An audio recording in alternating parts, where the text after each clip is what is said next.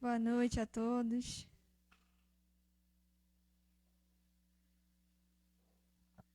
Irmãos, é muito bom estar aqui com todos vocês. É sempre bom podermos nos reunir, né? Glória a Deus pela vida de cada um. Então, irmãos, essa palavra de hoje, o Senhor falou comigo e eu até trouxe uma parte dela no hangar, né, da semana passada. Então, a Jo já vai saber um pedacinho. Mas eu gostaria de estar compartilhando mais do que o Senhor falou comigo sobre essa palavra. Vou começar lendo o Salmo 69. Eu trouxe até aqui a Bíblia, mas a minha está na versão ARA, né? A Almeida, revista atualizada. Eu gosto mais de ler na NVI. Você coloca para mim, Esther, por favor?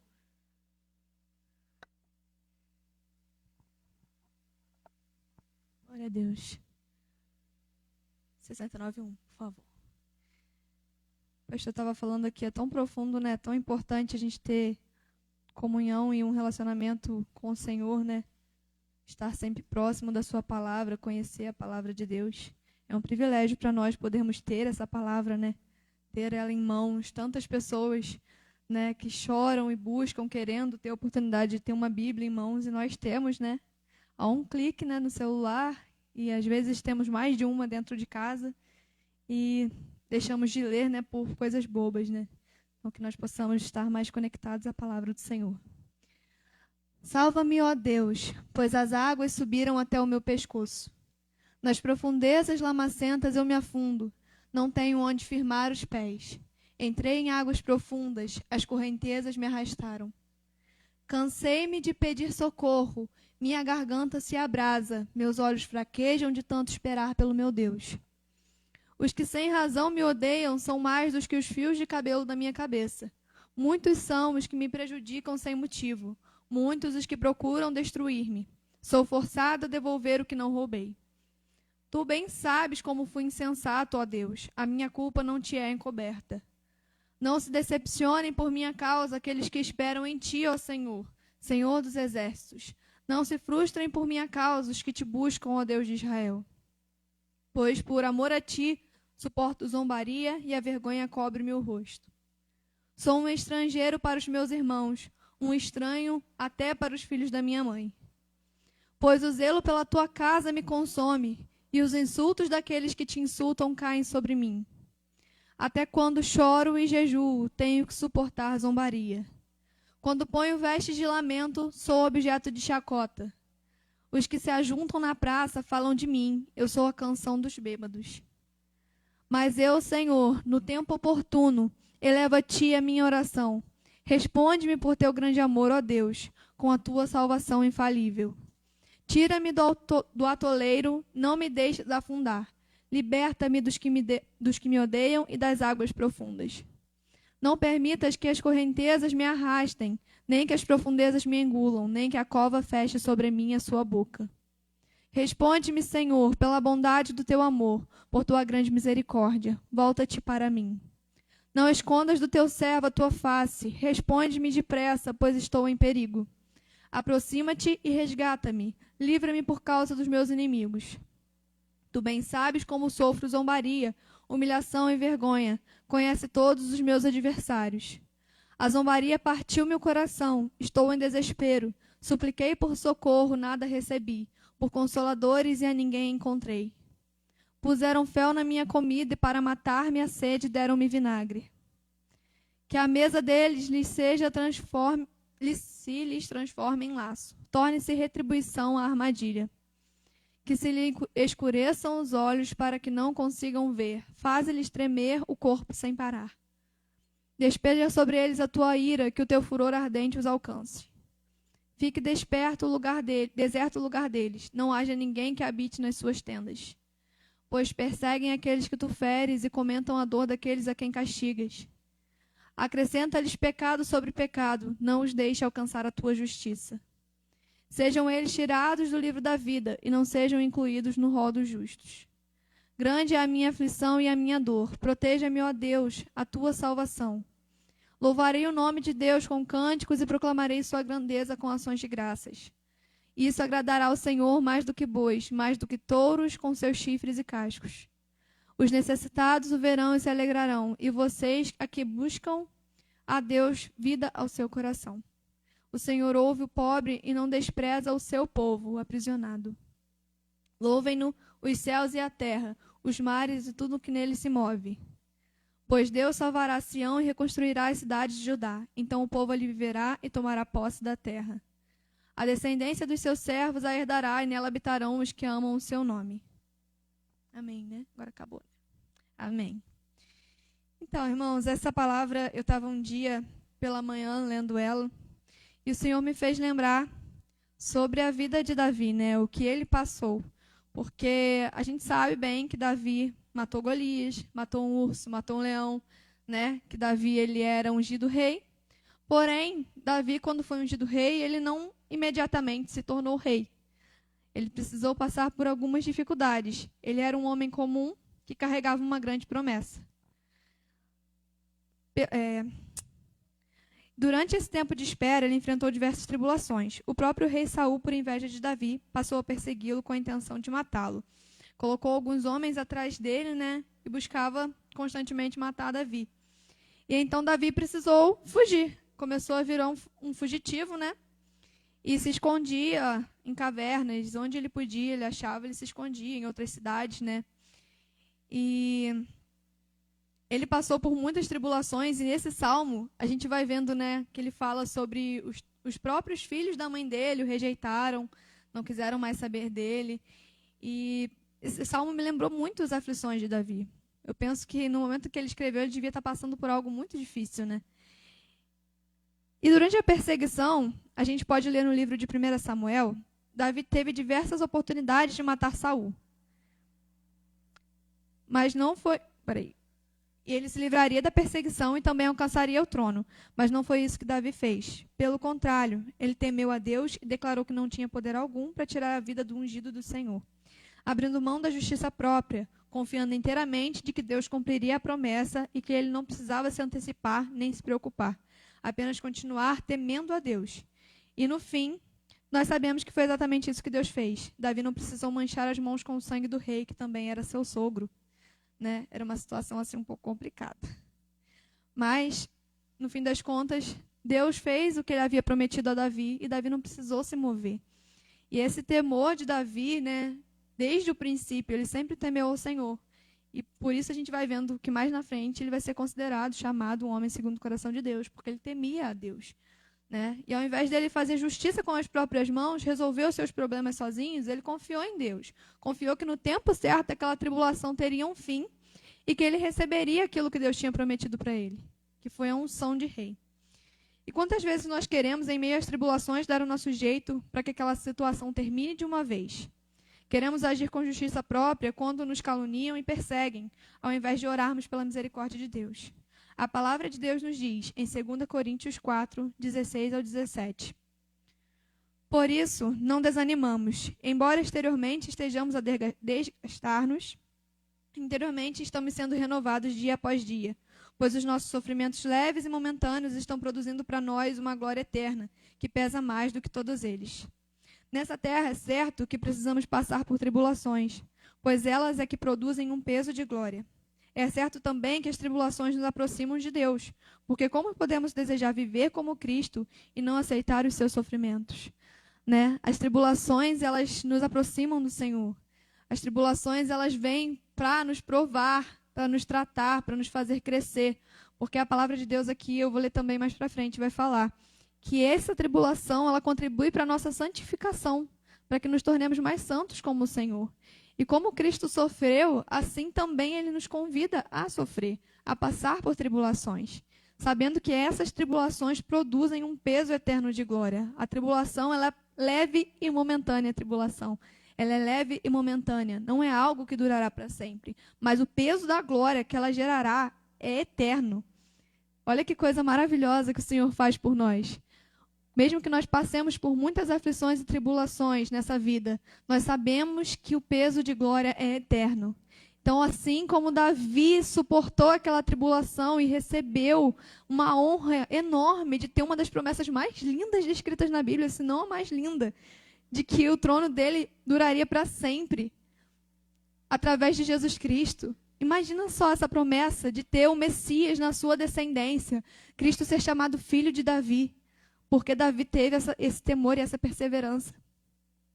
Então, nós sabemos que as tribulações, elas são inevitáveis. Não tem como a gente evitar tribulações. E eu acho que a gente nem deve querer evitar as tribulações. A gente precisa passar por elas, para que seja gerado o peso de glória. Em Lucas 9, a partir do versículo 18.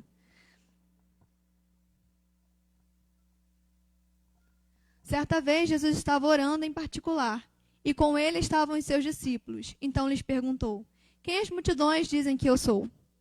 Eles responderam: alguns dizem que és João Batista, outros Elias, e ainda outros que és um dos profetas do passado que ressuscitou.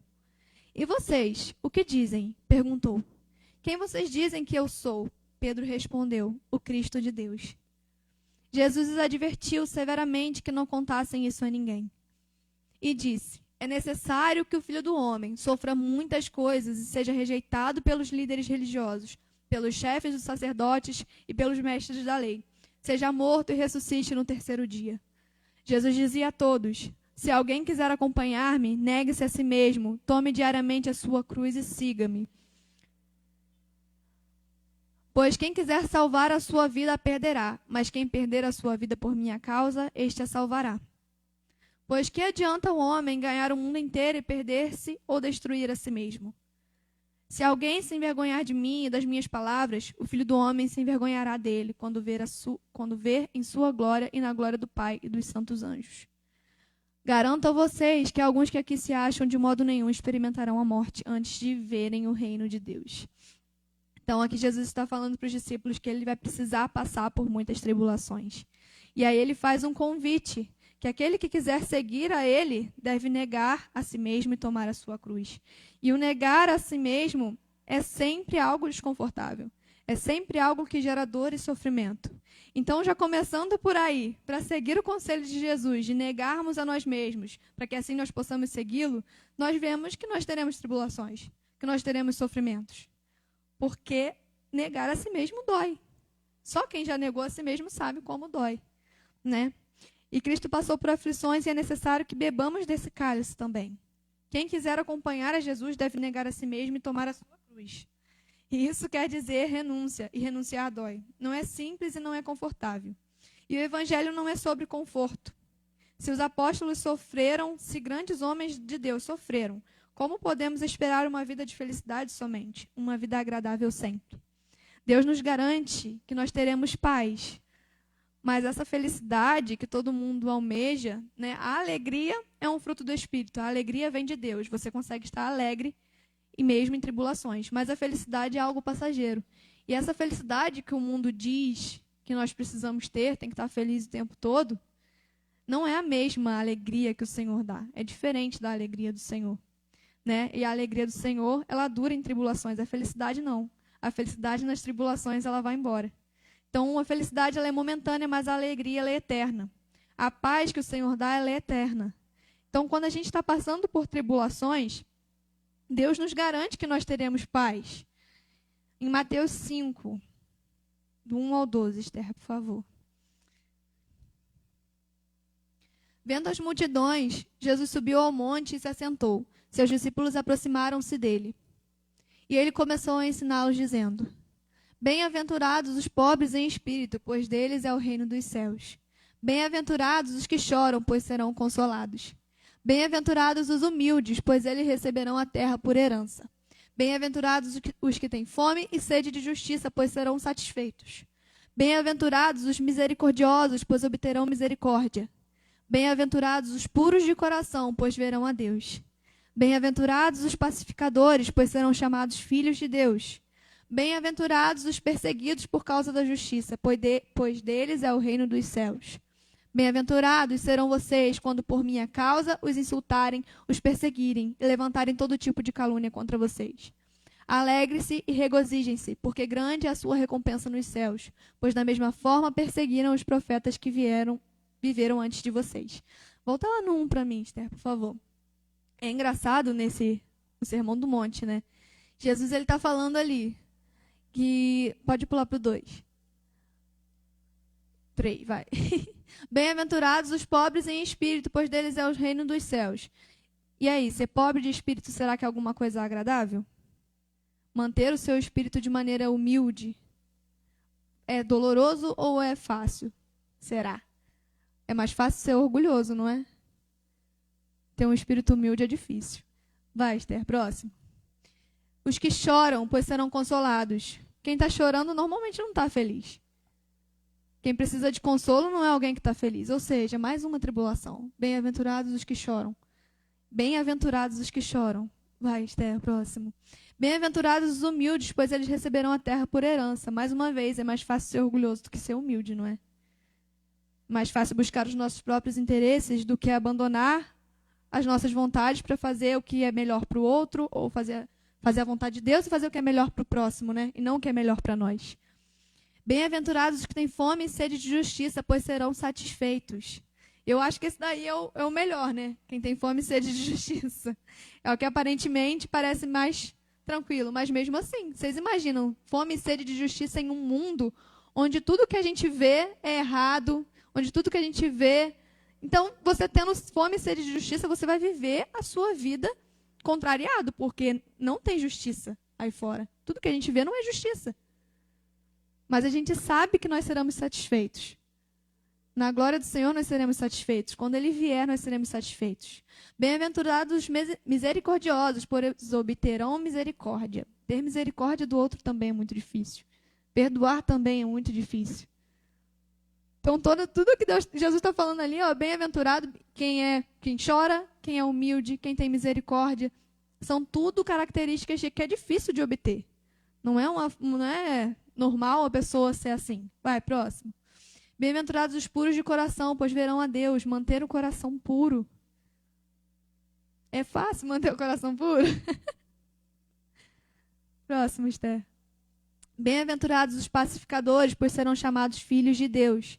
Ser um pacificador também não é fácil. É muito mais fácil você querer ir em defesa de si próprio, né? Quando você vê alguém sendo injusto com você. É fácil você ser pacificador? A gente quer assumir, né, a frente e resolver. Não, eu não engulo sapo, eu não levo desaforo para casa. E aí você está sendo pacificador ou não? Né? Bem-aventurados os perseguidos por causa da justiça, pois deles é o reino dos céus. Pode ir para o próximo. Bem-aventurados serão vocês quando por minha causa os insultarem, os perseguirem e levantarem todo tipo de calúnia contra vocês.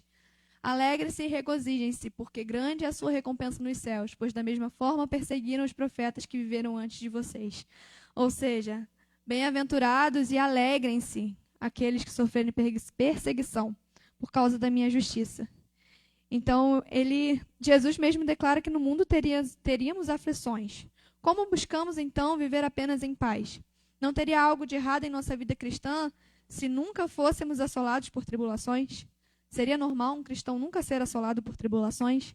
Se todos os apóstolos, se o próprio Cristo foi assolado por tribulações e nós não, que tipo de cristão nós estamos sendo? Né? É normal um cristão que não passa por problemas? Não é normal. O normal é sermos afligidos, né? Porque aqueles que carregam a mensagem da cruz, normalmente serão perseguidos. Se você tem carregado a mensagem da cruz, você vai ser perseguido. Nós vemos isso com o exemplo de Paulo. Quantas vezes Paulo foi preso, açoitado, e ele continuava perseguindo e dizendo: eu sigo para o alvo, para o prêmio da minha soberana vocação, que é Cristo Jesus. Então, o meu prêmio é Cristo Jesus, era o que ele falava. Então, não importa as tribulações que eu sofra, não importa o que aconteça comigo. Né? E ele fala que o viver é Cristo e o morrer é lucro. Se viver, vivemos para Cristo, mas se morremos é lucro. Né? E quantas vezes nós estamos vivendo, passando por problemas, e eu mesma já fiz isso várias vezes. Eu orava para o Senhor e falava: Deus, por que está acontecendo isso? Por que o Senhor não me tira desse lugar, Senhor? Resolve esse problema, Pai, me tira daqui. Sabe, eu não quero sofrer, eu não quero passar por tribulações. A gente não quer, a nossa carne não quer. Cristo nos manda fazer coisas difíceis, que são duras e indesejadas por nossa carne, mas que fortalecem o nosso espírito. Precisamos matar essa carne, e isso não vai ser confortável. Tudo que Deus nos pede para fazer, tudo que Ele nos pede para ser, não vai ser confortável à nossa carne, porque a nossa carne deseja as coisas desse mundo. Ela deseja viver como vivem as pessoas desse mundo. E quando você sacrifica ela, mata ela para fazer as vontades de Deus, não é agradável, vai ser doloroso, vai ser um sofrimento. Muitas das vezes Deus está mandando tribulações a nós para que nós possamos matar essa carne, para que nosso espírito viva.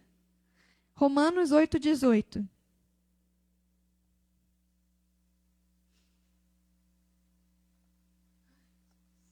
Considero que os nossos sofrimentos atuais não podem ser comparados com a glória que em nós será revelada. Então, nenhum sofrimento que nós passamos pode se comparar com a glória que há de ser revelada. Quantas das vezes nós passamos por tribulações, né? E a gente está lá aflito e a gente se esquece de palavras como essas. Que os nossos sofrimentos não podem ser comparados com a glória que em nós há de ser revelada. A glória que em nós há de ser revelada. Não é uma glória que vai ser revelada para nós, mas em nós. Isso é muito poderoso. E eu lembro de passar por certas situações e problemas, e um versículo sempre me trazia de volta e me fazia confiar no Senhor. E é por isso que a gente deve sempre ter intimidade com a palavra de Deus. Eu lembrava de Jó, falando que eu bem sei que o meu Redentor vive e que por fim ele se levantará em meu favor. Então, a gente passando por tribulações, nós precisamos declarar a palavra do Senhor sobre nós. Que nenhuma tribulação pode se comparar com a glória que há de ser revelada em nós. Que o nosso Redentor vive. O nosso Redentor vive. Então, o que é essa tribulação perto de Cristo, perto daquilo que Ele já sofreu por nós, daquilo que Ele já venceu por nós? Nada. Nossa tribulação não é nada. A leve e momentânea tribulação. Também sabemos que Deus corrige o filho que ama. Hebreus 12, a partir do versículo 1. E essa passagem, nossa, quando eu li hoje, é tão forte. Portanto, também nós, uma vez que estamos rodeados por tão grande nuvem de testemunhas, livremo-nos de tudo o que nos atrapalha e do pecado que nos envolve, e corramos com perseverança a corrida que nos é proposta. Tendo os olhos fitos em Jesus, autor e consumador da nossa fé. Ele, pela alegria que lhe fora proposta, suportou a cruz, desprezando a vergonha, e assentou-se à direita do trono de Deus. Pense bem naquele que suportou tal oposição dos pecadores contra si mesmo, para que vocês não se cansem nem desanimem. Na luta contra o pecado, vocês ainda não resistiram até o ponto de derramar o próprio sangue. Meu Deus. Vocês se esqueceram da palavra de ânimo que ele dirige a vocês como a filhos. Meu filho, não despreze a disciplina do Senhor, nem se magoe com a sua repreensão. Pois o Senhor disciplina a quem ama e castiga todo aquele a quem aceita como filho. Suportem as dificuldades, recebendo-as como disciplina. Deus os trata como filhos. Ora, qual o filho que não é disciplinado por seu pai? Se vocês não são disciplinados e a disciplina é para todos os filhos, então vocês não são filhos legítimos, mas sim ilegítimos. Além disso, tínhamos pais humanos que nos disciplinavam e nós os respeitávamos. Quanto mais devemos submeter-nos ao Pai dos Espíritos para assim vivermos. Nossos pais nos disciplinavam por curto período, segundo lhes parecia melhor. Mas Deus nos disciplina para o nosso bem, para que participemos da sua santidade. Nenhuma disciplina parece ser motivo de alegria no momento, mas sim de tristeza. Mas, mais tarde, porém, produz fruto de justiça e paz para aqueles que por ela foram exercitados. Portanto, fortaleçam as mãos enfraquecidas e os joelhos vacilantes. Façam caminhos retos para os seus pés, para que o manco não se desvie, antes seja curado. Façam caminhos retos para os seus pés, para que o manco não se desvie. Né? Que nós possamos, em nome de Jesus, tomar essa palavra em nossos corações. É tão poderoso, né? E no início ele já fala ali do capítulo que para a gente lembrar de Cristo, que sofreu tais acusações e tais perseguições, para que a gente não desanime também. Né? Para que nós nos fortaleçamos na sua palavra, nas suas promessas. Que nós possamos nos fortalecer em Jesus. Ele é a nossa rocha. Ele é a nossa herança, a nossa esperança. Se nós não nos fortalecermos em Jesus, se não buscarmos as coisas que vêm do alto, com certeza nós não vamos suportar as tribulações. Nós só suportaremos se nós confiarmos nele, se estivermos firmados na palavra dele. E ali ele vai falar para a gente também, né?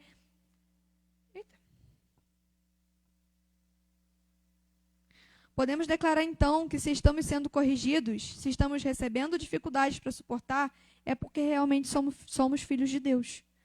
Porque o pai disciplina aquele filho que ele ama.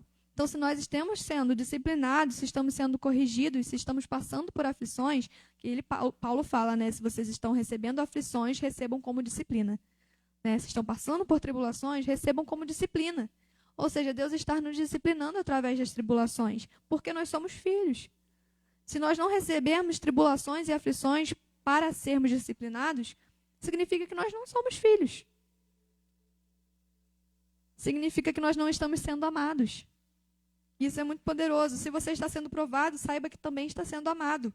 Porque a nossa provação nos leva a ser mais santos, mais puros, como o ouro refinado no fogo. Então, se nós estamos sendo provados, se estamos sendo disciplinados, é porque nós estamos sendo amados. Deus está nos amando através das tribulações. E muitas vezes a gente quer fugir da tribulação. Mas essa tribulação, ela quer nos revelar a glória de Deus. Essa tribulação está querendo nos revelar a glória de Deus. E nós, às vezes, queremos fugir dela. Então, no seu momento de tribulação, não finja que nada está acontecendo. Sabe? Vá aos pés de Jesus, vá realmente de joelhos, se entregue em oração a Ele, se entregue em devoção a Ele. Ao invés de orar, Senhor, me livra dessa tribulação, ore, Senhor, me ensina com essa tribulação. O que o Senhor quer que eu aprenda? Né? Quanto mais rápido você aprender a lição que Ele está querendo te ensinar, mais rápido você sai da tribulação. É mais fácil você pedir, Deus, me ensina que eu possa aprender o que o Senhor está me ensinando aqui com essa tribulação. O que o Senhor quer dizer com isso? O que eu preciso aprender com isso? Você vai aprender o quê? Lendo a palavra e orando. Só tem essas maneiras de aprender, buscando a Deus. Se você não buscar a Deus, você não vai aprender. E se você rejeitar essa busca, rejeitar essa entrega, mais tempo irá durar a sua tribulação. Até que você entenda por que você está passando por aquilo. Então, que nós venhamos buscar em Deus a resposta para aquilo que nós estamos passando. Não ficar dizendo, não, mas tá bom, todo mundo sofre, né? Todo mundo tem doença, todo mundo... Mas por que você tem essa doença? Não fique assim, não fique apático falando, não, isso é normal. Não aceite como normal. Peça para que Deus te ensine por que essa tribulação, por que você está passando por esse sofrimento. Porque ali as aflições são disciplinas. Quando um pai fala para um filho, olha, você vai ficar 1 mês sem jogar videogame. É por quê? Mas por quê, pai? Normalmente o pai vai falar, olha, porque você fez isso, isso e isso que me desagradou.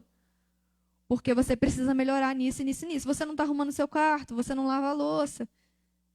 Então, como você quer ter a parte do lazer, quer ter a parte legal, se você não faz aquilo que é necessário? E Deus muitas vezes vai tratar com a gente assim também. Como você quer desfrutar de coisas boas, de coisas agradáveis, se você não está fazendo aquilo que é a sua responsabilidade, que é necessário? Porque a gente, às vezes, muitas das vezes, a gente só quer fazer o que a gente gosta de fazer. Só que a vida é sobre fazer aquilo que é necessário ser feito. Não sobre o que você gosta de fazer. Existem muitas coisas que eu gosto, muitas coisas que eu não gosto. Mas as que eu não gosto também são necessárias. Às vezes mais do que as que eu gosto. Então nós precisamos aprender a ter disciplina também. É uma forma também de passarmos por essas tribulações. Se tivermos disciplina em buscar ao Senhor, disciplina em estar diante dEle, as coisas vão ser diferentes. Porque mesmo que nós continuemos em tribulações, nós teremos os frutos do Espírito, nós teremos paz e alegria, contentamento no Senhor. Dentro da tribulação, dentro daquele furacão, você vai encontrar a luz que vai te guiar e você vai conseguir suportar e passar por aquela tribulação. Se negarmos as aflições, estamos negando a correção do Pai. Assim negamos também nossa filiação. Se negamos as correções de Deus, nós estamos negando também a filiação. Nós estamos negando Ele como Pai. Eu rejeito, Senhor, a correção, então eu rejeito a sua paternidade sobre a minha vida. Isso é muito forte.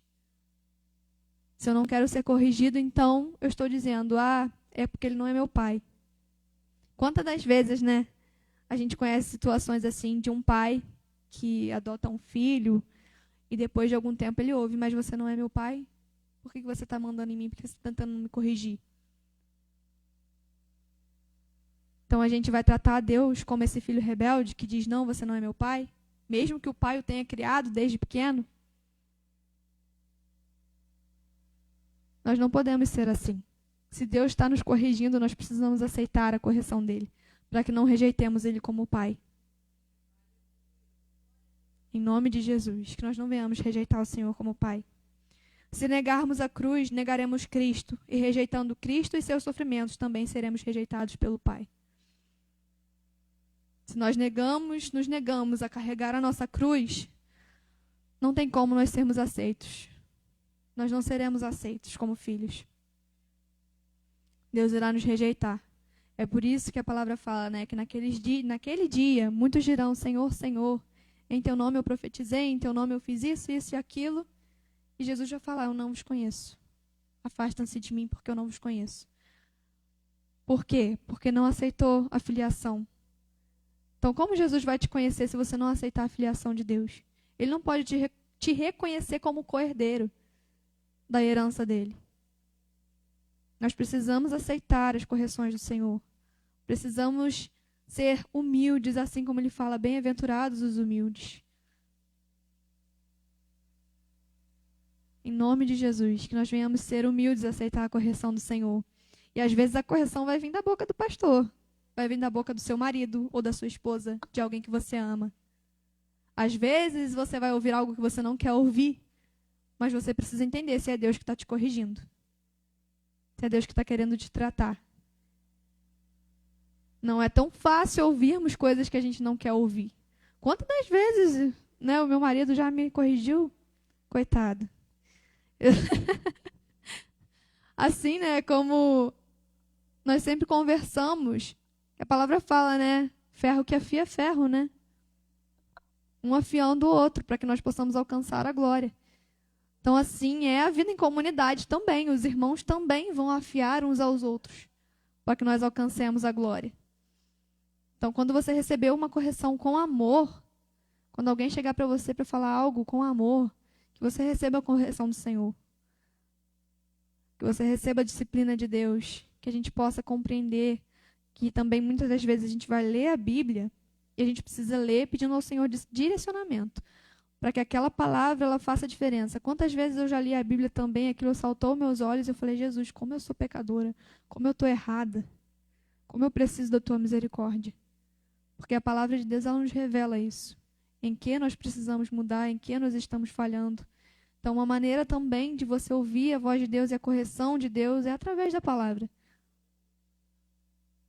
Em nome de Jesus. Tomemos, portanto, nossa cruz. Aceitemos os sofrimentos que nos são afligidos, sabendo que esses sofrimentos são apenas leves e momentâneos, e nem podem se comparar com a glória que nos há de ser revelada. Glória a Deus. Gostaria de compartilhar com os irmãos um texto de um livro que eu estou lendo esses dias, e fala sobre a cruz, a estrada real da Santa Cruz. O sinal da cruz aparecerá no céu quando o Senhor vier para julgar. Então todos os servos da cruz que em vida se conformaram ao Cristo crucificado se aproximarão do Cristo juiz com grande confiança. Aqueles que em vida se conformaram ao Cristo crucificado, ou seja, começaram a aparecer, né, com o Cristo crucificado, na glória chegarão diante do Cristo juiz com confiança, porque na terra se pareceram com o Cristo crucificado. Portanto, por que você teme tomar a cruz que o conduz ao céu? Na cruz está a salvação, na cruz está a vida, na cruz está a proteção contra nossos inimigos. Na cruz está a infusão de doçura celestial, na cruz está a força da mente, na cruz está a alegria do espírito, na cruz está o auge da virtude, na cruz está a perfeição da santidade. Não há salvação para a alma, nenhuma esperança de vida eterna, senão na cruz. Tome, portanto, sua cruz e siga Jesus, e você entrará na vida eterna. Ele foi antes carregando a cruz, e nela morreu por você, para que você também possa suportar sua cruz e deseje morrer nela. Ou seja, a cruz que nós carregamos também será a cruz em que seremos crucificados. Isso é muito forte, irmãos. Isso é muito forte. Nós estamos morrendo a cada dia para que nós possamos ressuscitar com Cristo, né? A palavra fala também, se já morreste com Cristo e ressuscitaste com Ele, vocês vivem agora uma nova vida. Então, carregar a cruz vai mortificar a nossa carne para que nós possamos viver uma nova vida com Cristo. Porque se você morrer com Ele, também viverá com Ele. Se for seu companheiro na dor, será partícipe também da sua glória. Sim, na cruz tudo consiste e tudo em nossa morte repousa ali. Porque não há outro caminho de vida e de verdadeira paz interior, senão o caminho da Santa Cruz e da mortificação diária. Ou seja, você consegue paz e alegria quanto mais você morre todos os dias. Faz sentido? Quanto mais eu morro, mais alegre e mais paz eu tenho. Quanto mais tribulações e sofrimentos eu enfrento, mais próximo de Cristo estou, então mais paz e alegria eu sinto. Mais conformado eu fico. Aonde quer que você vá, busque seja lá o que for, jamais encontrará um caminho superior para cima, nem um caminho mais seguro para baixo do que o caminho da Santa Cruz. Pela tribulação, fará de você uma pessoa mais humilde. Se você suportar com alegria a cruz, ela o suportará e o levará ao fim desejado, isto é, a um lugar onde o sofrimento acabará, enquanto aqui ele não terá fim. A cruz nos levará a um lugar de paz. Aleluia.